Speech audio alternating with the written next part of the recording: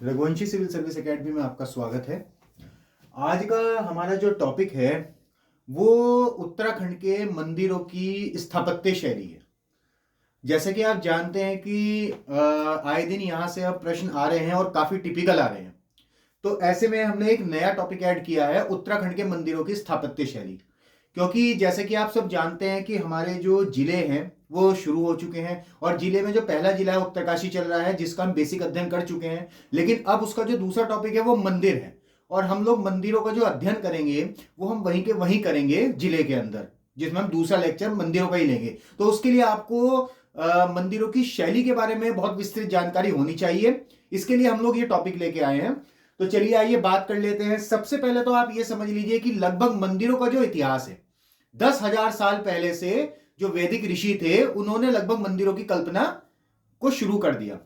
और मंदिरों को जो बनाने का तरीका था वो सब धीरे धीरे प्रोग्रेस होता रहा। लेकिन जो मंदिर बने हैं, जो अपनी पराकाष्ठा पे है, वो गुप्त काल में मंदिर बहुत तेजी से निर्मित हुए हैं और गुप्त काल मंदिरों का उत्थान काल माना जाता है, स्वर्णयुग कह सकते हैं उसको। और जो मंदिर है जिन उनको बनाने का तरीका देखिए, भारत है, भारत उत्तर, मध्य और दक्षिण 3 पार्ट में डिवाइड है और हर जगह के लोग अलग संस्कृति थोड़ा सा रखते हैं। आपको पता है कि थोड़ी दूर जाएंगे तो पानी भी चेंज हो जाता है, तो ये तो संस्कृति है। तो उत्तर और दक्षिण में कहीं ना कहीं अंतर है और यही अंतर उनके मंदिरों में भी परिलक्षित होता है देखने के लिए। यानी हर उत्तर भारत का, दक्षिण भारत का, मध्य भारत, तीनों के मंदिरों में जो बनावट है वो भी अलग अलग है और यही मंदिर की बनावट कहलाती है शैली। इस मंदिर की बनावट को हम बोलते हैं शैली। तो चलिए मंदिरों का अध्ययन करते हैं।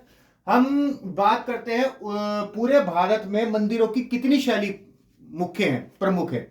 तो सबसे पहले उत्तर भारत में जो नॉर्थ वाला पार्ट है, पश्चिमी बंगाल छोड़ दें आप, तो वहां पर ये जो भाग है ये नागर शैली कहलाती है। तो यहां जो मंदिर बनते हैं वो नागर शैली के कहलाते हैं, यानी यहां नागर शैली में मंदिर बने हैं। अभी राम मंदिर का निर्माण हुआ है, वो भी यूपी का एरिया है। यानी हिमालय से लेके विंध्य पर्वत यानी मध्य प्रदेश तक, हिमालय से लेके मध्य प्रदेश तक जितने भी मंदिर बने हैं मोस्टली ज्यादातर नागर शैली से निर्मित है और राम मंदिर भी नागर शैली से निर्मित है। इसके बाद जब हम बात करते हैं, नीचे आते हैं दक्षिण भारत में या साउथ में, तो वहां पर जो मंदिर बने हैं वो द्रविड़ शैली के, द्रविड़ का मतलब दक्षिण, दक्षिण शैली के, द्रविड़ के।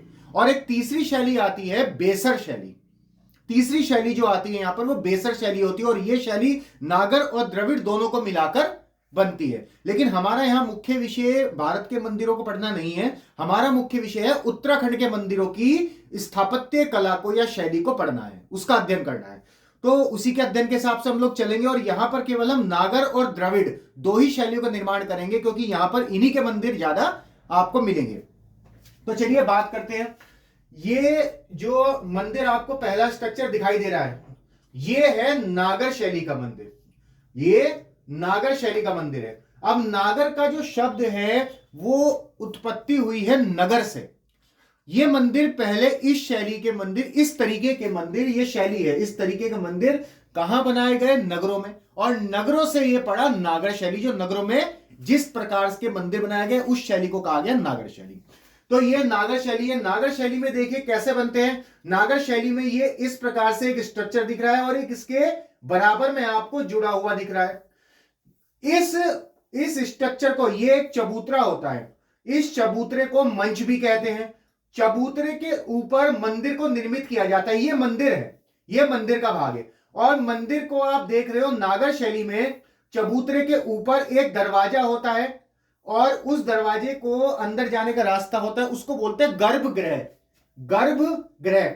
और ये जो गर्भगृह होता है ये पवित्र स्थान माना जाता है और यहीं पर देवता या देवी की मूर्ति को स्थापित किया जाता है, उसको गर्भगृह कहते हैं। ये अंदर से खोखला होता है, आपको पता है, हॉल की तरह, जहां पर पूजा पाठ होती है और मंदिर की पूजा होती है। इसके बाद आप देख रहे हैं नागर शैली में ये दीवारें इस प्रकार से मुड़ी हुई हैं। आप देख पा रहे हैं ये इस प्रकार से फोल्ड है, दीवारें एक तरीके से मुड़ी हुई हैं। इसके बाद गर्भगृह के ऊपर ये आपको एक चाकोर, जो आपको ट्रायंगल तरीके का एक ये दिखाई दे रहा है जॉइंट, इसको इसको बोलते हैं गर्दन, नेक। और इसके ऊपर जो दिखाई दे इसको शिखर या विमान, क्योंकि इसका जो आकार है वो कैसे है, विमान की तरह, जैसे विमान होता है। तो शिखर या विमान ये वाला भाग कहलाता है गर्भगृह के ऊपर वाला शिखर या विमान। इसके बाद जब हम ऊपर चलते हैं तो ये जो भाग है, ये नीचे वाला, ये पूरा, ये इस भाग को कहते हैं आमलक। और इस सबसे जो ऊपर का भाग है मंदिर का, यहां पर एक कलश होता है और ये एक आपको तांबे की छड़ दिखाई देगी, इसको बोलते हैं कलश। दोनों को मिलाकर इसको कलश बोलते हैं। तो नीचे वाला भाग आमलक और ऊपर कलश। कुल मिलाकर इसके वैसे 8 भाग होते हैं, लेकिन हमारे लिए यही समझना अभी अनिवार्य है कि इसको समझ तो चबूतरा, गर्भगृह जहां पर देवी देवता की मूर्ति होती है, शिखर, आमलक और कलश वाला भाग। तो इस तरीके से नागर शैली के मंदिर निर्मित होते हैं। अब इसके बराबर में कई बार एक या कई बार एक से ज्यादा मंडप बनाए जाते हैं। इसी प्रकार से ये मंडप है, ये मंडप एक प्रकार का हॉल होता है, जैसा आपको दिख रहा है, इसको मंडप बोलते हैं, ये मंडप है। और ये एक प्रकार का हॉल होता है, यहां पर मूल मंदिर का ही भाग होता है, आप देख रहे हैं जुड़ा हुआ होता है, ये मूल मंदिर का ही भाग होता है, मंदिर का ही पार्ट होता है। इसको जो बनाने का उद्देश्य है, कई बार धार्मिक सभाएं होती हैं, धार्मिक नृत्य होते हैं, संगीत भजन होते हैं, तो वहां पर भक्तों के लिए जो रंग मंडप या फिर नृत्य मंडप, ये इस प्रकार के कई सारे मंडप बना दिए जाते हैं जोड़कर, जहां पर भक्ति कीर्तन ये सब किया जाता है। तो इसको बोलते हैं मंडप। कई बार ये एक होता है और कई बार ये एक से ज्यादा भी हो जाते हैं। तो ये नागर शैली से निर्मित आपका मंदिर था। मैंने बताया ये शिखर, टावर जैसा, टावर नुमा कह सकते हैं आप इसको, ये ध्यान रखिएगा। अब हम बात कर लेते हैं यहां पर कत्यूरी। अब देखिए, पहले कत्यूरी को चलिए हम छोड़ते हैं, पहले हम आते हैं नागर शैली जो उत्तर भारत में प्रसिद्ध है, वो हमने जानी।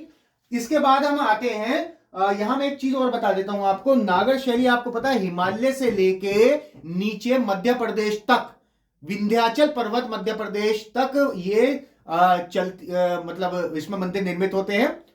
और इसको कलिंग कहते हैं उड़ीसा में। नागर शैली का जो नाम है उड़ीसा में कलिंग, लाठ कहते हैं महाराष्ट्र में, क्योंकि महाराष्ट्र का भी ऊपरी भाग आ जाता है, लाठ महाराष्ट्र में। और हिमालय में जितने भी मंदिर निर्मित हुए हैं नागर शैली से, उन्हें कहते हैं पर्वतीय शैली, पर्वतीय शैली। तो इसको इस नामों से भी जाना जाता है। इसके बाद हम आते हैं नीचे साउथ के मंदिरों में, यानी दक्षिण भारत में किस प्रकार के मंदिर बनते हैं। तो दक्षिण भारत में ये मंदिर का स्ट्रक्चर है पूरा का पूरा जो आपको दिख पा रहा है, आप देख रहे हैं। ये मंदिर का शुरू में जब स्टार्टिंग पॉइंट है, यहां पर एक वॉल होती है, सेफ्टी वॉल। ये चबूतरे पे नहीं बनाया जाता, ये एक वॉल पे निर्मित होता है, ऊंचा स्थान पे। और इसको बोलते हैं राजगोपुरम, राजगोपुरम। फिर यहां पर मंडप आता है इसी प्रकार के। मंडप के बाद यहां पर एक और इस तरीके से गोपुरम आता है। फिर ये बीच में मंडप आता है।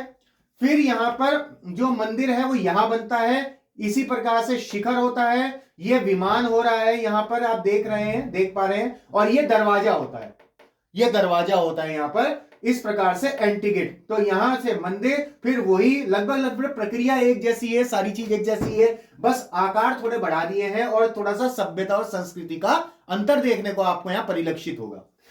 इसके बाद ये गेट हो गया, और इसके यहां पर गेट के दाईं तरफ हमेशा ये एक लंबा ध्वज स्तंभ बनाया जाता है। एक स्तंभ बनाया जाता है बहुत ऊंचा, और उस पर जो राजा होता था उसका ध्वज लगाया जाता था। तो एक ध्वज स्तंभ इसकी एक मुख्य विशेषता है द्रविड़ शैली की, ध्वज स्तंभ का होना। और द्रविड़ शैली का मंदिर जब हम पढ़ेंगे तो हरिद्वार का जो गंगा माता मंदिर है वो द्रविड़ शैली से बना हुआ मंदिर है।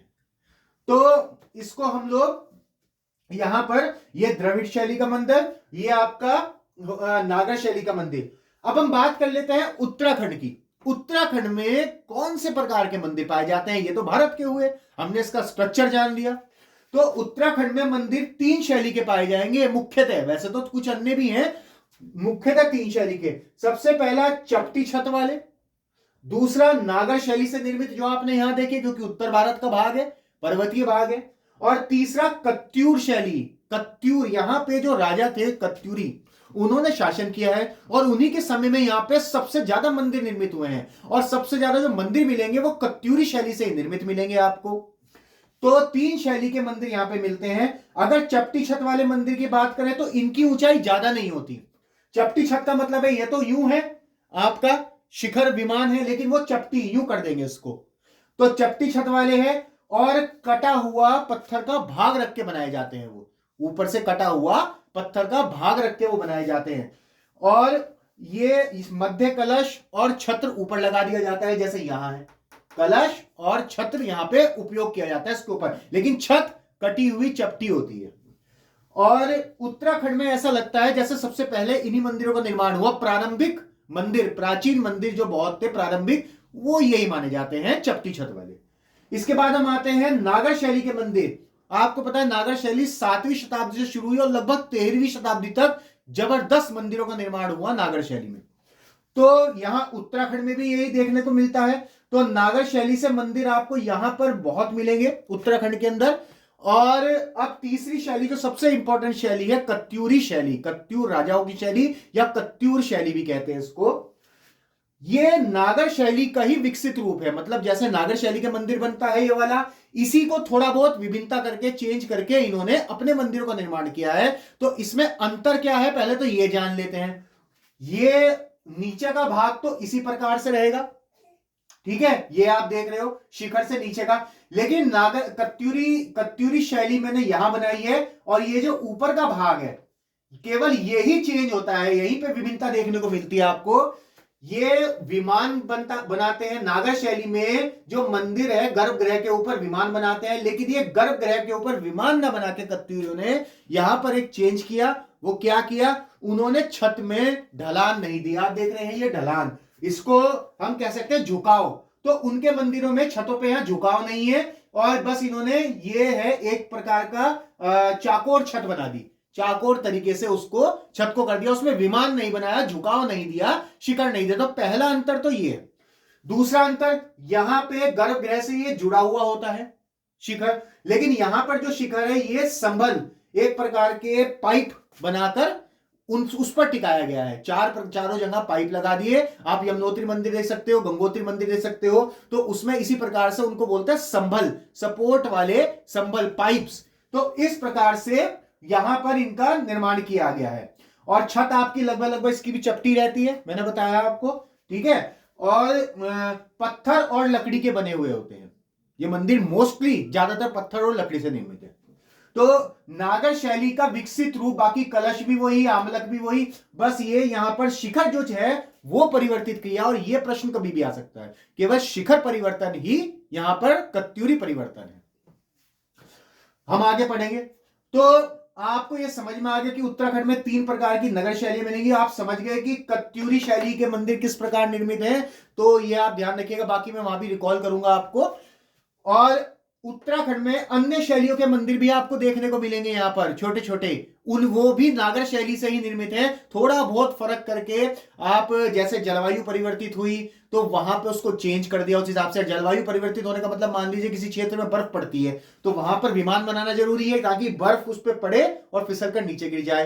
तो जलवायु या वहां गर्मी के हिसाब से, तो वो बेसिकली वहां पर एक परिवर्तन हुआ और उसी में थोड़ा बहुत परिवर्तन होकर अन्य शैलियों में मंदिरों का निर्माण हुआ। जैसे यामुक शैली, मुगल शैली, राजस्थानी शैली, फांसड़ा शैली के मंदिर भी हैं, केदारनाथ शैली के मंदिर भी हैं, हिमाद्री शैली के मंदिर भी हैं। हिमाद्री यानी बर्फ जो पड़ती है, व्रत हिमालय को हिमाद्री कहते हैं। शिखर शैली के मंदिर, इसको भी पढ़ेंगे। यूरोपीय शैली के मंदिर, अंग्रेजों की शैली के मंदिर भी हैं यहां पर 1-2। तो ये अन्य शैलियों के मंदिर है जिनको हमें अध्ययन करना है। तो ये पूरा का पूरा आपका मंदिरों का शैली का विस्तृत रूप है। किस तरीके से यहां पे इसका विस्तृत रूप देखने को मिला है, इसको आप अच्छी तरह देख लीजिए। और मैं इसको आपको थोड़ा और दिखा देता हूं।